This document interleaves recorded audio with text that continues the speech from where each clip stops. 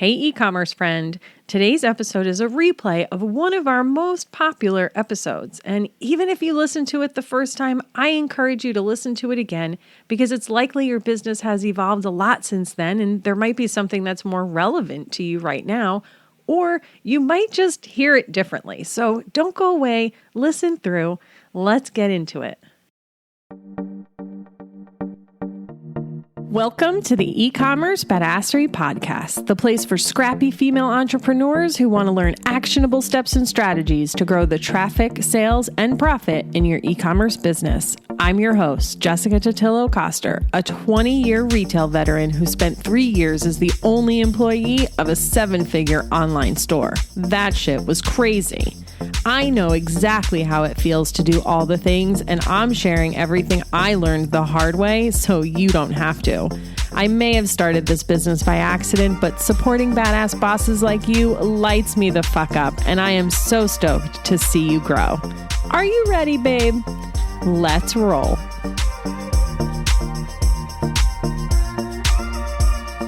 Welcome back to the eCommerce Badassery Podcast. I'm your host, Jessica Totillo-Coster. I'm super excited for today's episode because I feel like it's been a while since I've done an in-depth step-by-step strategy episode. And while I talk pretty generally about doing launches in our e-commerce businesses, and I've even talked about it with guests on the show, I've never really covered the process A to Z on the podcast, so I thought it was about that time. If this is the first time you've heard me talk about launches in your e-commerce business, first I gotta ask, where have you been? But in all seriousness, creating an event around your latest product collection or even your latest promotion is a surefire way to drum up excitement and increase your overall sales results. Now, before we get into the nitty-gritty, let me preface this by saying, if you're new to business, if this is your first time doing a launch, if you haven't proven product market fit yet, this is not going to revolutionize your business overnight. And if you try this process and it doesn't work the first time, that doesn't mean it's never going to work. With every launch you do in your business, you'll gain data that you can use to improve your next launch. You'll streamline your process. You'll start to train your customers to expect this type of event. You'll start expanding your reach by layering in Facebook ads to cold audiences. There are so many little tweaks and updates you can make over time that I just want to make sure you don't give up too soon. And if you're listening to this in real time, now is a great time to start getting comfortable with this process so that by the time Q4 rolls around, you've got a decent system down and you can implement this for your Black Friday promotions.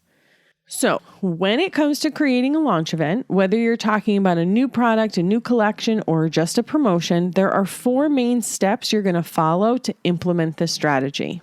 First, you're going to build a list of potential customers who are interested in your specific offer. Next, you're going to breadcrumb, tease, and nurture that audience up until launch day to get them super excited and ready to buy. Third, you'll give those initially interested people early access to get their hands on your offer before everyone else so they feel special. And then lastly, you'll open up access to the general public to get as many eyes on your product or promotion as possible. Now, throughout this podcast, I'm going to give you a lot of ideas of what you can do at each step in the process. I'm going to reference tools you can use, other podcast episodes where you can dive deeper into specific topics. But remember that you don't necessarily have to do all the things in your first go-around, not even in your 10th go-around. Here on the podcast, I do my best to paint broad strokes and talk about big ideas so that I can support as many of you as possible. But that doesn't necessarily mean you have to do it exactly as I describe here. Instead, take from it what you feel you can reasonably do today. Then bookmark this episode and come back to listen to it when you're ready to launch again. Continue to iterate and improve over time, and don't be afraid to tweak things to make it your own along the way. All right, so let's break this down step by step. Now, before you can do anything, you need to know what you're promoting, when you're promoting it, who you're promoting it to, and why they would care about it. Once you have that nailed down, it will be a lot easier to map out your launch plan and create content and assets that will entice your customers to convert. So let's talk through these a little bit. The what. This is pretty self-explanatory, but you want to be clear on what you're offering. Try and avoid launching a bunch of different items that have no relation to one another because it will be hard to talk about them in a group. It can be as simple as a new seasonal collection, but be mindful of the perception from the customer's point of view. The who. I'm sure you've heard me say this before, but I'll say it again. If you're trying to talk to everyone, you are talking to no one. That doesn't necessarily mean you have to hyper segment your audience. That can actually have the opposite effect you're trying to create. But you do want to be clear about who you're talking to and why they're going to care about what you have to offer. The thing is, you always need to understand that. That's fundamental to every business. But for launches, I do find it super helpful to articulate the specifics for this particular case. This is going to help you tremendously when it comes to your copywriting. People buy with emotion, so you want to make sure you're speaking to those emotions.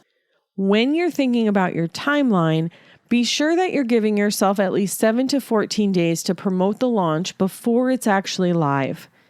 If you don't give yourself any runway, then it completely defeats the purpose and you might as well just stop right now. Now you'll need to decide how you're going to promote this. At a minimum, you'll want to promote it on your website, use email or SMS, and organic social media. But are you going to do Facebook ads? Will you partner with influencers, or how about PR coverage? Once you know all the different ways you're going to be getting eyeballs on your offer, you can start to build the assets that you need. At a minimum, you'll want a landing page and a sign-up form to collect those interested prospects and build that initial warm list. You'll need graphics, content, and copy to promote your offers in all of the places. And don't forget, you'll actually need to get the products added to your website or some specific collections created. Honestly, I've seen people forget this because they're so wrapped up in all the other details. And I may or may not have forgotten to create a collection or two in my day, but don't tell. Let's talk about your landing page. This is a simple landing page that gives a bit of detail about what's coming, when the customer can expect for it to be available, any perks they get by being on the list, and of course, a form for them to sign up. Make sure the most important information is above the fold, and depending on how much information you need to share about the event, you can put more than one form on the page. If you're using a tool like Klaviyo, I would create an embedded form, and then you can paste that code into multiple places on the page. So maybe you have one on the top, one in the middle, and one on the bottom. You'll also want to make sure you have an automated email that goes out after they sign up that reiterates the information you shared. Now they know they're really on the list, and you have their email to keep them engaged during the pre-launch phase, and we'll talk about how to do that in a few. So now you've got your landing page, your sign-up form, and your welcome email. But how do you actually get them on your list? Well, let's go back to the how you're going to promote this. At a minimum, you're going to use all of your organic channels, including your existing email lists. Yes, you want to encourage your existing email list to sign up for the special VIP or pre-launch list. The reason being that you want them to make this micro conversion saying, yes, I want to hear more about this thing you're releasing. When you do this, you're essentially getting permission from them to email them more about this particular launch. And that's the ultimate goal, no matter which channels you're using to grow this pre-launch list.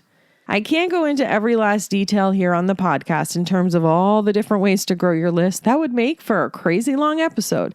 But I do have a workshop coming up where we'll go even deeper into this entire process and strategy, so make sure you stay tuned until the end to hear more about that. All right, so you've got your list all set up and you know what channels you're going to use to promote the list. But now you actually have to create the content to get them excited and on the list. The type of content you're going to create is going to depend a bit on your product industry, bandwidth, skill set, but let's run through some quick ideas to get those creative juices flowing. One of the easiest and a customer fave is behind the scenes and sneak peeks. This is especially powerful if you're a maker. Record yourself going through the design and creation process. You can reveal small details about your new collection, like the colors or styles. If you're doing a photo shoot specifically for this launch, show the behind the scenes of the photo shoot itself. You can also do polls and questionnaires. Have them vote on their favorite products or have them pick their favorite colors. Bring them into the process with you. As you get closer to launch day, don't be afraid to reveal more and more about your products. You can even do a full product reveal and/or walkthrough. This is especially helpful if choosing the right product takes some thought on the consumer's end.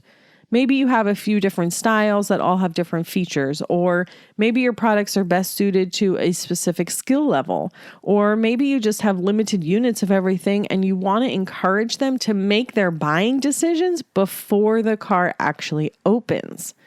That's the main reason why I say don't be afraid to reveal it all.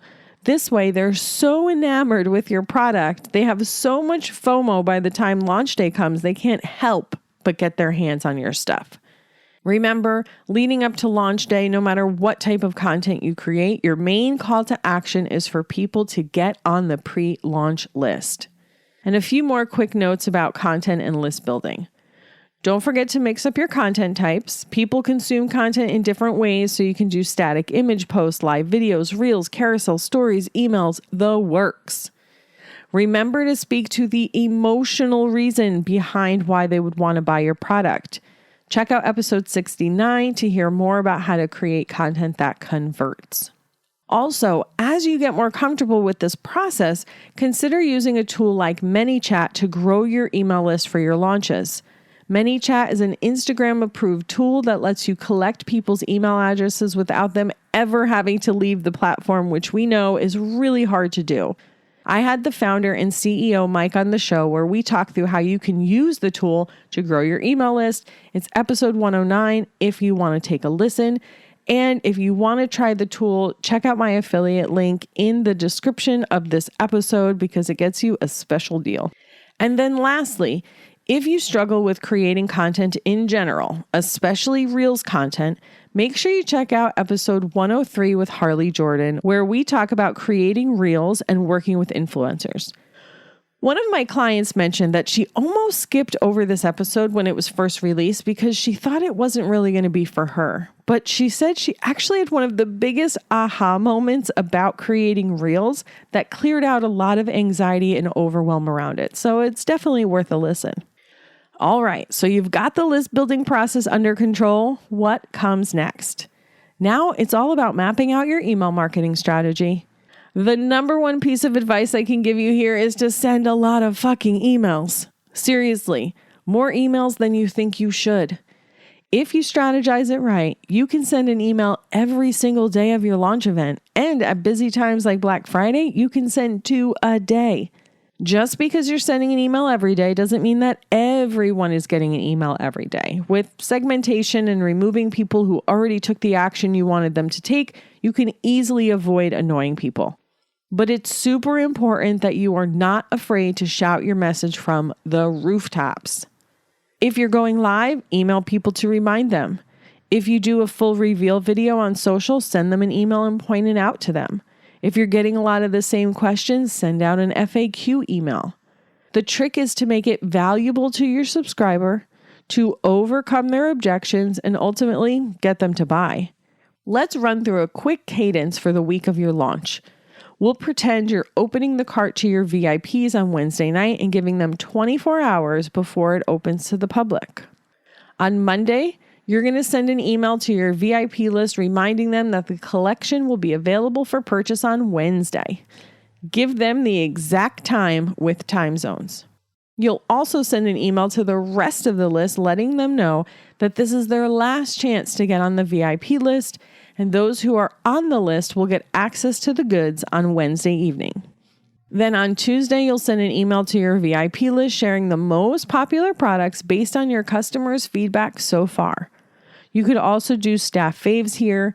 Essentially, you want to email them letting them know what is expected to be the best sellers, and you can link them to any supporting content you've created throughout the pre-launch period, such as any walkthrough videos you created, guides you created on Instagram, etc.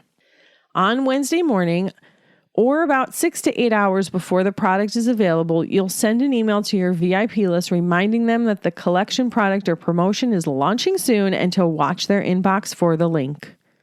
On Wednesday evening, you'll email the VIP list so they can shop. On Thursday, or about 6 hours before the VIP early access is ending, you'll email everyone on the VIP list who hasn't yet made a purchase and remind them that their early access is ending. On Thursday morning, or 6 to 8 hours before products are available to the public, you'll email the rest of your list and let them know they'll be able to purchase soon. Include the best sellers so far and any items that might be on their way to being sold out. You can also include any supporting content like video walkthroughs, how-tos, etc. When the product collection or promotion is available to the public, you'll email the rest of your list to let them know.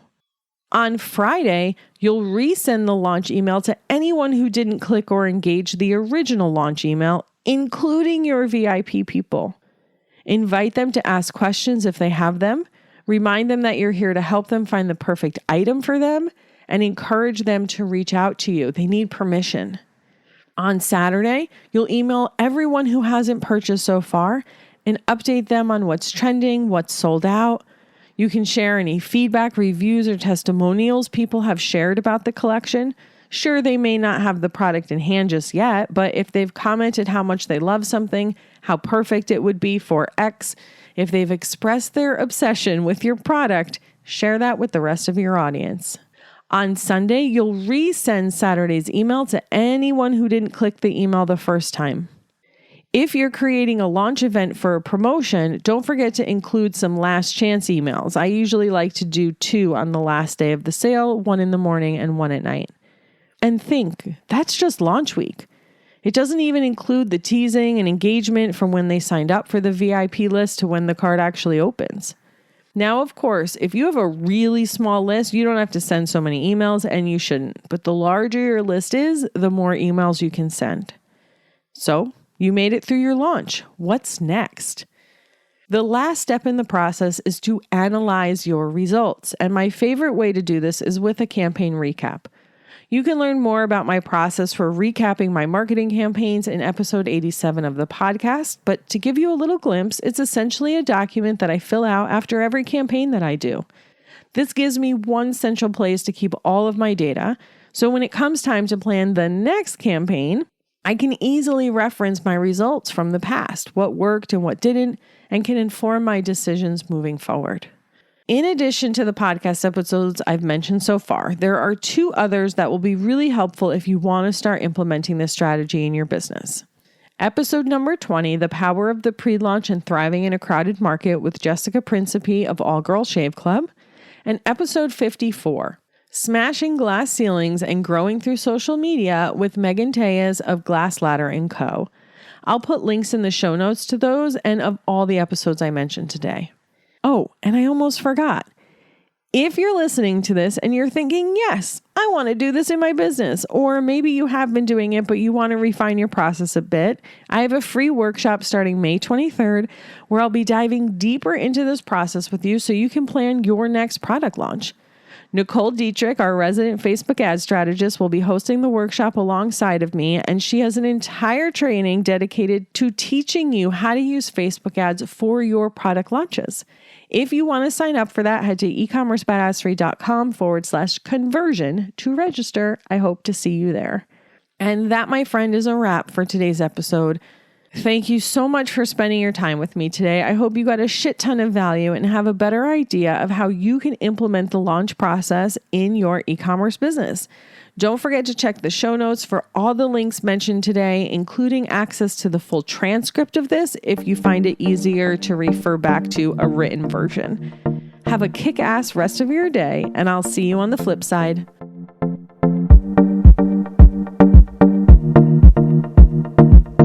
Thank you so much for listening to today's episode. If you like what you heard, I'd be so grateful if you'd leave a review on Apple Podcasts, and don't forget to subscribe so you never miss an episode. And if you're looking to surround yourself with more product entrepreneurs who totally get your life right now, get your booty on over to the eCommerce Badassery Facebook group. Can't wait to see you there. Until next time, e-commerce friends, stay badass.